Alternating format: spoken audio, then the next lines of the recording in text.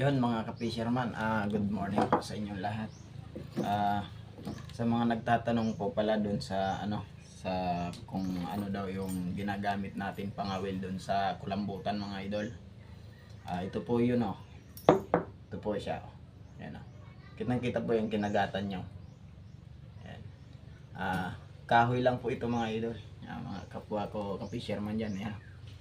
Yan, nilagyan po ng bali itong nagsisilbi niyang yan po. Ito yung paa niya. At yung talim niya ay number 90 na 0. At ito po yung isa. Ayan. Yung isa pang gamit natin. Kahoy lang po ito. Ito po siya oh. Ayan po. And